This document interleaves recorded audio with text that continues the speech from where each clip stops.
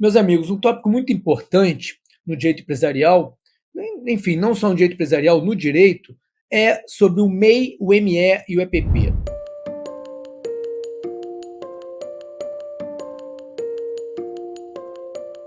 Então, o MEI, ME e EPP são agentes econômicos muito importantes no Brasil.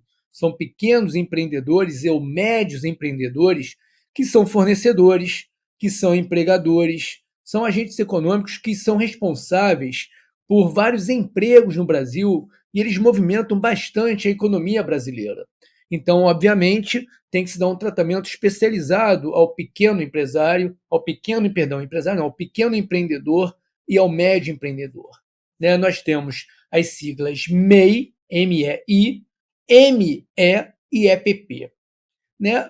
Com relação ao ME e ao EPP, né, existe um conceito legal que está na Lei Complementar 123 de 2006, que é uma legislação fiscal tributária, mas que tem reflexo no direito empresarial, tem reflexo nas relações de consumo, tem reflexo no direito do trabalho, tem reflexo no direito trabalhista. Então, é um conceito muito importante, não só para fins fiscais.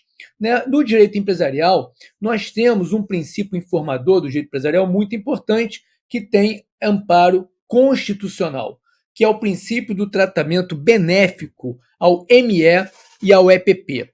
Tá? Isso está no artigo 170, inciso 5º, e artigo 179, ambos da Constituição da República, que diz que a lei deve conferir um tratamento favorecido, diferenciado e simplificado a quem se enquadre no conceito de ME e EPP. Tá? A sigla ME-EPP induz o operador de direito, o advogado, promotor, procurador, juiz, né, enfim, em erro, na medida em que microempresa, empresa de pequeno porte, ou microempresário ou empresário de pequeno porte. Então, no primeiro momento, você acha que para se enquadrar como ME ou para se enquadrar como EPP, tem que ser ou um empresário individual ou uma sociedade empresária, significando que, aparentemente, não empresários não poderiam ser ME ou EPP, o que é um erro. Né? Você pode ser advogado e ter enquadramento como ME ou EPP. Então, a sigla ME-EPP induz em erro, né? Que, na verdade, ME e EPP não necessariamente eles são empresários ou sociedades empresárias. Eles, na verdade, são agentes econômicos. Tá? Então, a sigla induz em erro. Então, essa nomenclatura não é das melhores. Bom, o conceito de ME e o conceito de EPP constam, os conceitos, no artigo 3º da Lei Complementar 123, chamada Lei do Simples, do Super Simples ou a Lei do Simples Nacional. Né? O ME e o EPP, eles podem ser, empresários individuais, pessoas naturais que exercem atividade empresária, cujo conceito está no artigo 966. Eles podem ser sociedades empresárias, ou seja, sociedades que exercem a empresa no sentido técnico, ou seja, exploram atividades empresárias, mas também pode o ME e pode o EPP, eles podem ser sociedades não empresárias. E a lei também diz que o ME e EPP podem ser EIRELI.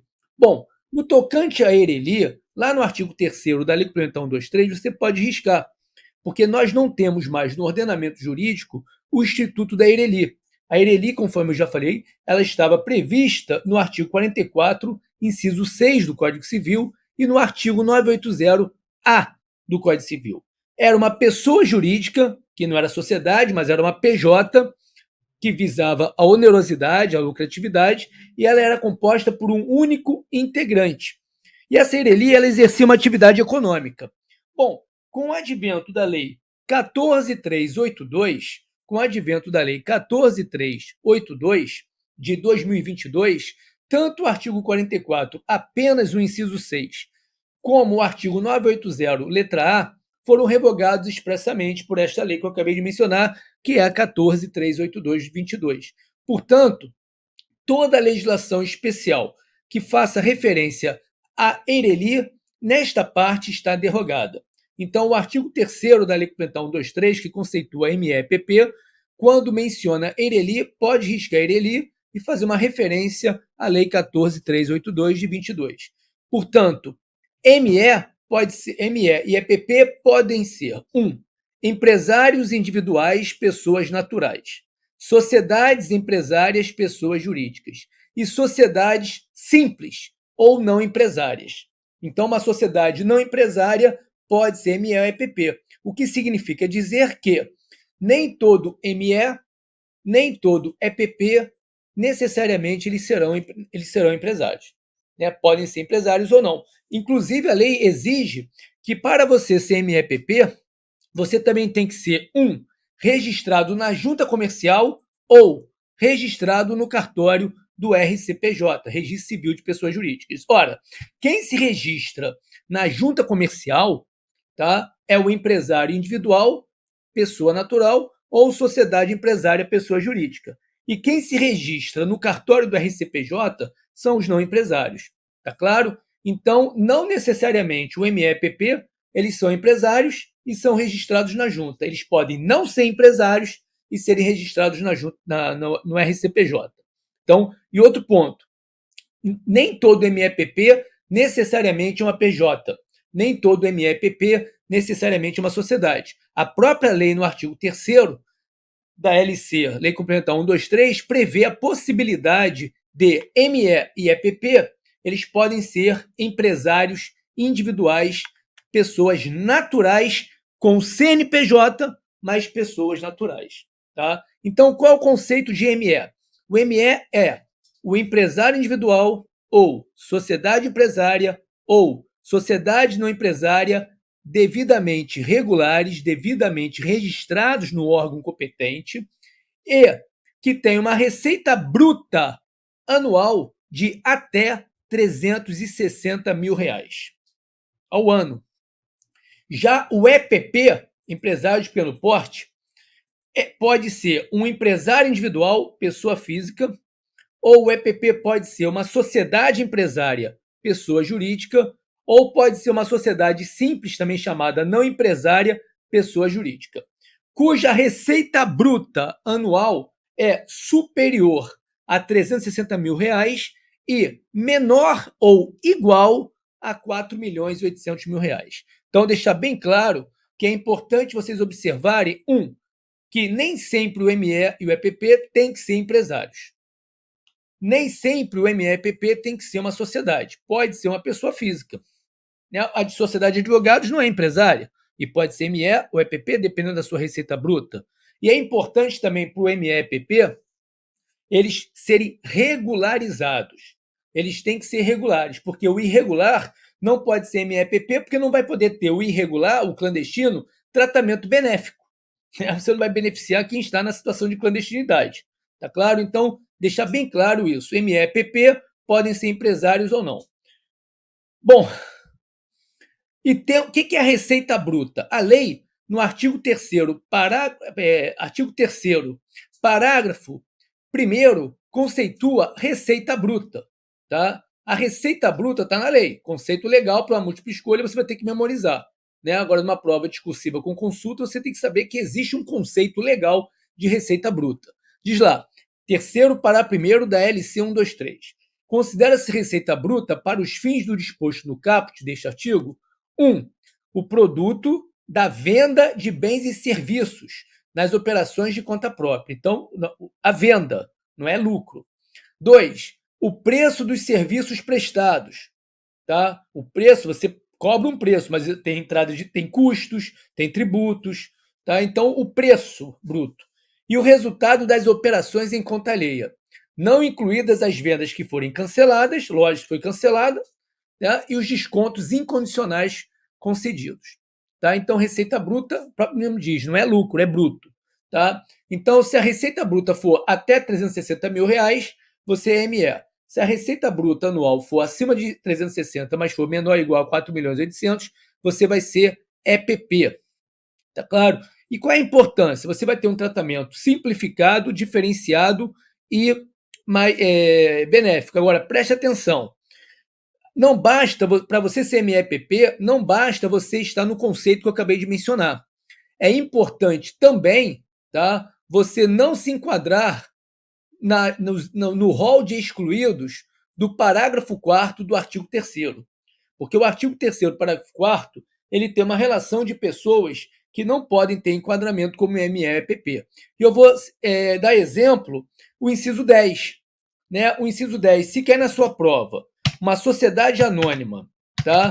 Que tenha receita bruta de até R$360 mil, dá a sensação de que ela é uma ME, tá? Em razão da receita bruta, mas não basta a receita bruta. Haja vista que as sociedades por ações, leia-se SA e em comandita por ações, o legislador, no artigo 3º, parágrafo 4º, inciso 10, exclui. Não pode ter enquadramento como ME ou EPP. Ainda que a receita bruta anual se enquadre no artigo 3º, tem que observar que o parágrafo 4º, inciso 10, exclui. Então, você tem que, ser empresário individual, ser uma sociedade empresária ou sociedade não empresária. Você tem que ter a receita bruta anual que o artigo 3º estabelece. Você tem que estar registrado, se for empresário ou sociedade empresária, na junta comercial. Se for não empresário, no RCPJ. Se for advogado, na OAB.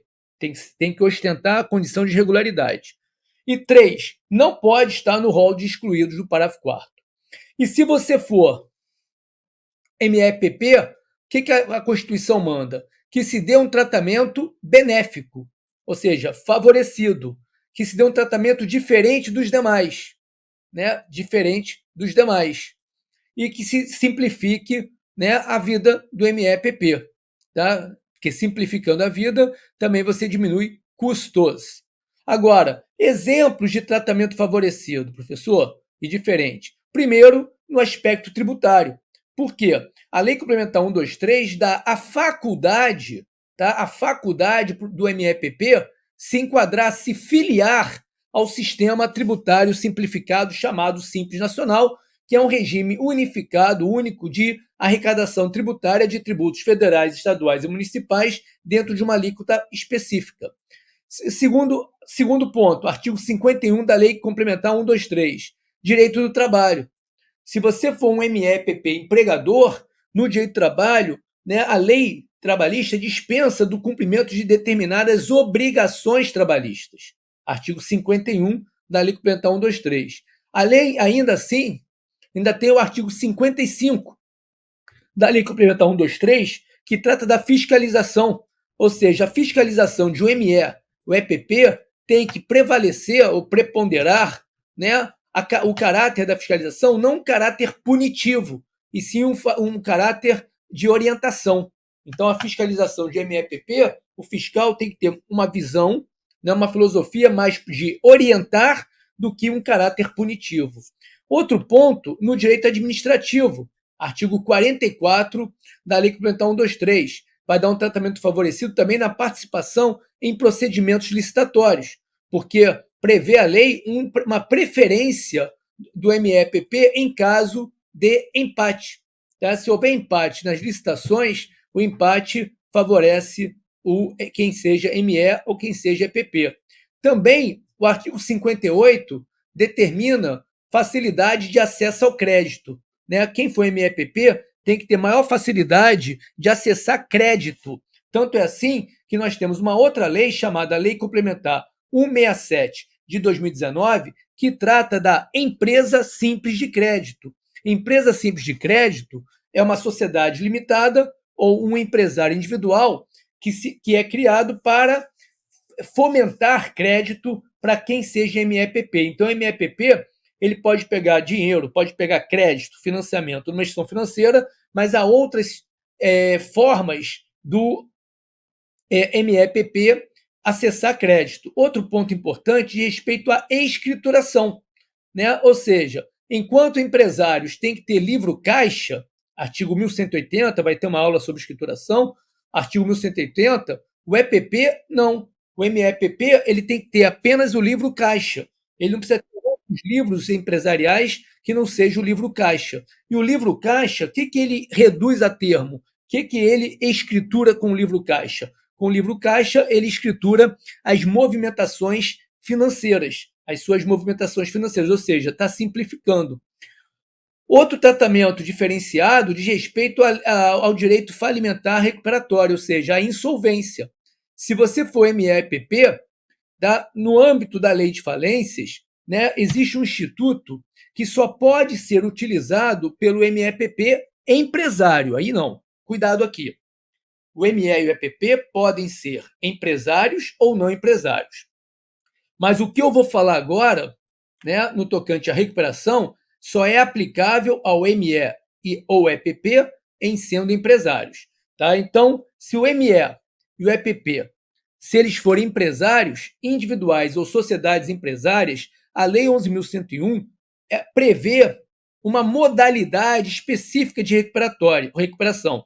O MEPP empresários, eles podem requerer qualquer modalidade de recuperação prevista na Lei 11.101. Nós temos três. Nós temos a recuperação judicial ordinária, qualquer empresário pode requerer.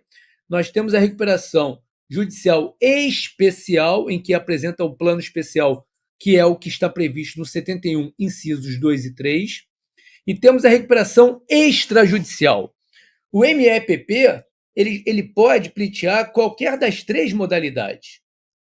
Mas se ele for MEPP empresário individual ou sociedade empresária, somente ele pode se valer da especial. Ou seja, a recuperação judicial especial, prevista nos artigos 70 a 72, né, da Lei 11.101, é uma modalidade recuperatória que tem uma legitimidade ativa específica.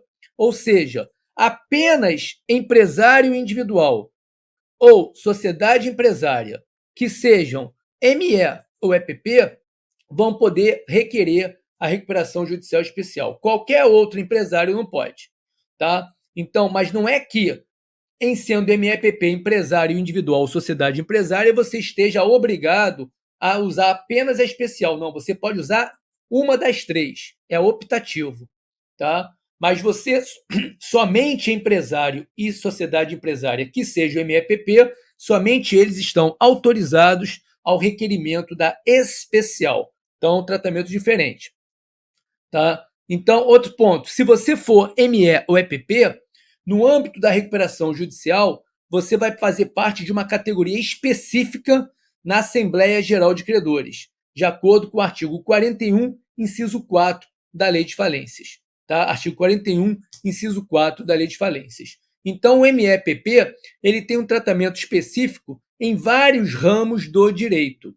Tá? Isso cai em prova? Já caiu. Caiu na prova do MP do TJ, não é na prova de MP, na prova do TJ do Ceará, que perguntava quais os requisitos para uma sociedade ser ME.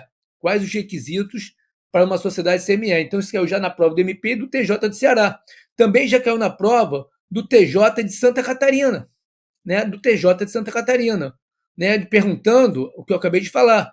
Se o ME e o EPP, em licitações públicas, têm assegurada preferência de contratação como critério de desempate. E a resposta é tem, é afirmativo, justamente de acordo com a Lei Complementar 123, né, que dá esse direito de preferência no artigo 44 da Lei Complementar 123. Então, como a maioria dos candidatos, né, muitos candidatos, eles não acessam, a maioria não acessa a Lei Complementar 123, salvo se for uma questão tributária, às vezes passa despercebida a questão no tocante a outros ramos do direito. Tá? Isso é muito importante. Agora, um ponto que é importante, muitos candidatos erram, até porque o que acontece? Às vezes são 100 questões de múltipla escolha, você vai fazer essa questão, que é a 40ª, você está com a cabeça cansada. Se cair na prova, assinale a alternativa correta. Letra A. O ME e o EPP podem requerer recuperação judicial especial? A resposta está errada. Tá? Preste atenção, estou com a lei aberta aqui.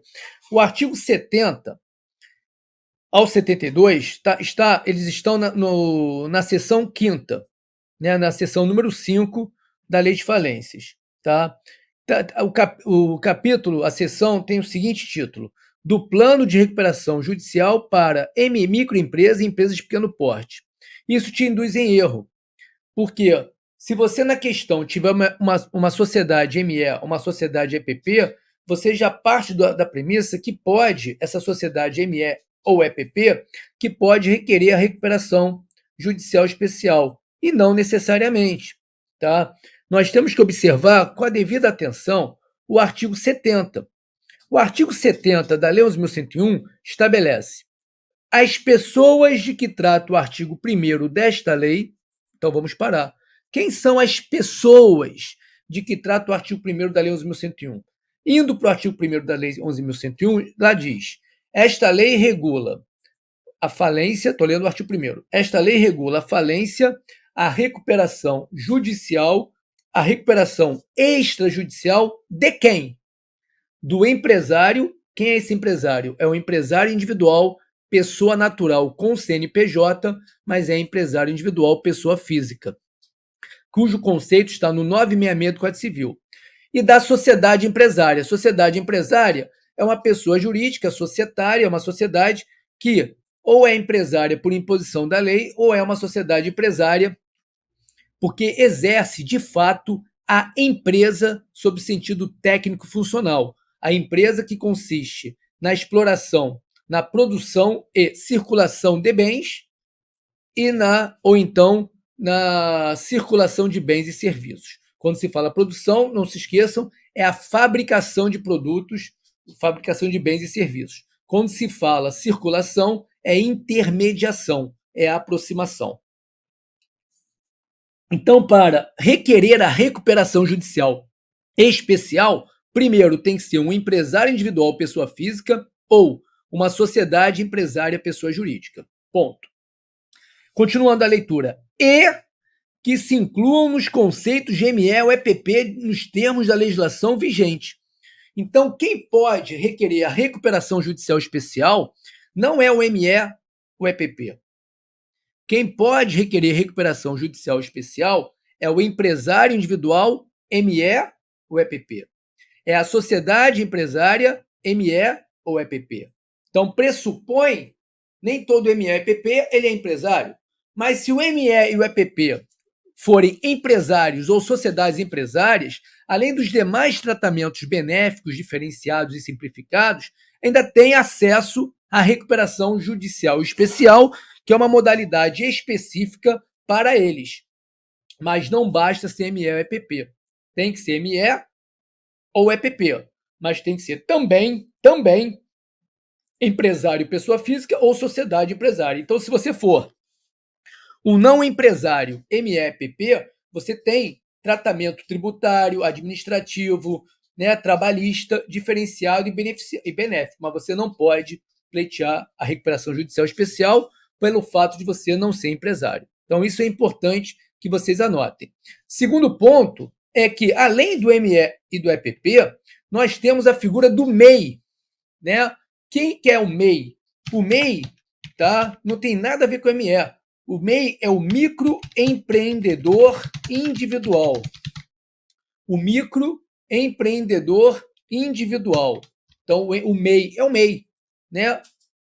Como o MEI, preste atenção, como o MEI tem CNPJ, muitos acham, erroneamente, e erram mesmo, né, na prova, que o MEI, tá, é uma pessoa jurídica, por possuir CNPJ. Né? E está errado. Ele tem CNPJ para fins fiscais, pode emitir nota fiscal, tem um tratamento, uma proteção junto ao INSS. Então, o MEI tem proteção.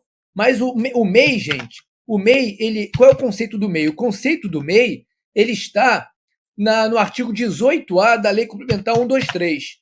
Então, o MEI, preste atenção, o MEI é um empresário individual. Tá? Então, o MEI ele é uma pessoa natural. Tá? Ele é um empresário individual, pessoa física.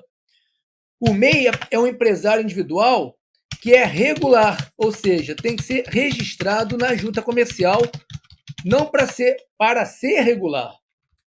E o MEI, ele é uma pessoa física que está no exercício da sua atividade econômica e tem uma receita bruta anual até R$81 mil. Ele é muito pequeno. Tá? Ele tem receita bruta individual, ele tem uma receita bruta anual, de R$81 mil. Não é lucro não, gente, isso é uma receita bruta ao longo de 12 meses. Então, se você dividir R$81 mil por 12, né, a receita bruta dele é muito pequena. Tá? Então, esse MEI ainda pode ter, nos dias atuais, um empregado. É aquele cara da carrocinha de cachorro-quente, né, do podrão, que a gente chama de podrão, né, que a gente gosta muito, mas enfim, é complicado, né? Mas enfim, é aquele que vende empada, né? Aquele que vende, fabrica empada e tem um empregador, um empregado, aquele que tem uma receita bruta anual. Tem várias vantagens de ser MEI. As vantagens são inúmeras, mas lembrando que, vou repetir, microempreendedor individual, conceito, artigo 18, letra A da LC 123. MEI não é pessoa jurídica. MEI é uma pessoa de carne e osso, é uma pessoa física, mas tem inscrição no CNPJ para fins fiscais. O MEI, ele paga um tributo mensal, dependendo da sua atividade, um tributo fixo. Né? Eu não vou dizer que é uma mixaria, porque isso varia. Se o cara tem uma receita bruta de R$ 81.000 vendendo empada, né, qualquer valor para ele é um custo. Né? R$ 50 para mim pode ser uma mixaria, dentro do que eu ganho. Mas R$ 50 para quem ganha pouco, né? R$ 100.000 para mim é muito dinheiro. Né? R$ 100.000 para o Neymar é uma mixaria. Né? R$ 100 para o Neymar é a mesma coisa que R$ 10 para mim. Né? Então a gente tem que ter muito cuidado, né, com essa qualificação. Né? Então o MEI, o microempreendedor individual, é uma pessoa natural, repito, tem CNPJ, mas não o transforma em pessoa jurídica. Tá? O MEI ele paga um valor para a gente pequeno, varia entre R$ 50 e R$ 55, R$ 56, né? Ou seja, por mês, né, fixo, né, de tributo ele paga isso, né, um valor bem aquém de R$ 100 por mês, tá? Mas vale muito a pena ele ser MEI.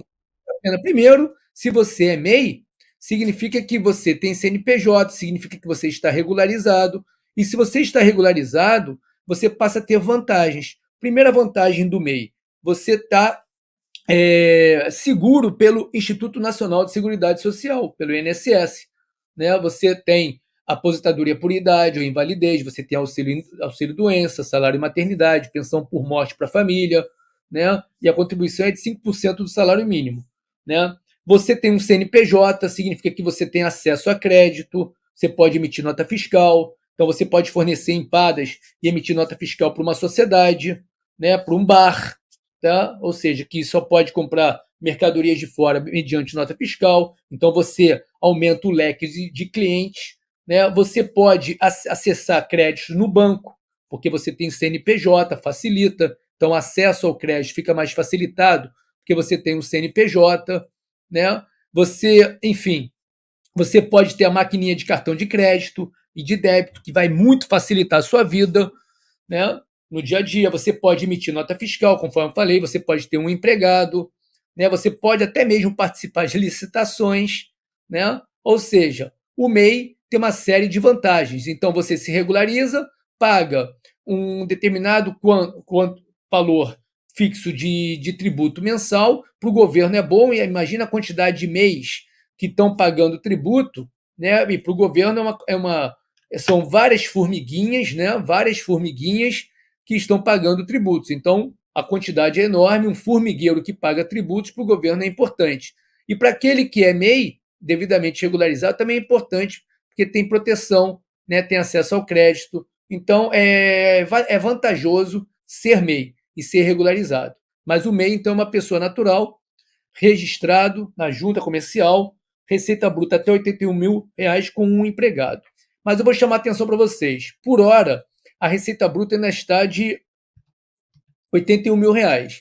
Mas existe um projeto de lei, então a qualquer momento pode ser sancionado, né, entrar em vigor, é o PL número 108 de 2021, então já há algum tempo.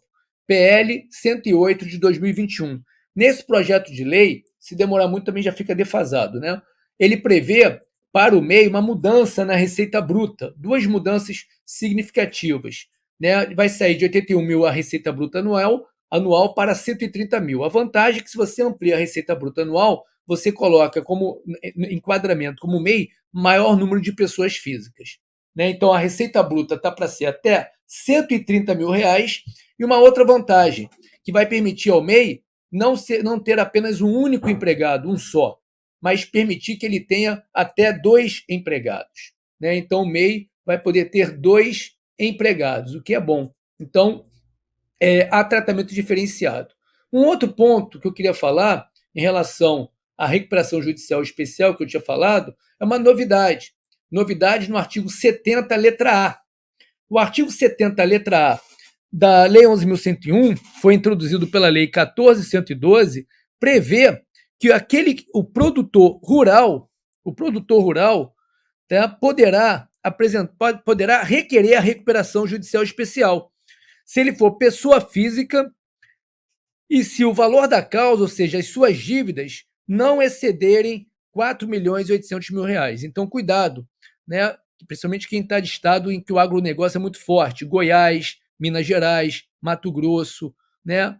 a região sul, né? Locais onde o agronegócio é forte. Se a pessoa for pessoa física, for uma produtora rural, tiver dívidas até 4.800.000 reais, ou seja, não superar 4 milhões, se as dívidas forem menor ou igual a 4 milhões, 4.800.000 reais, né, essa pessoa física, produtora rural, também pode se beneficiar da recuperação judicial especial.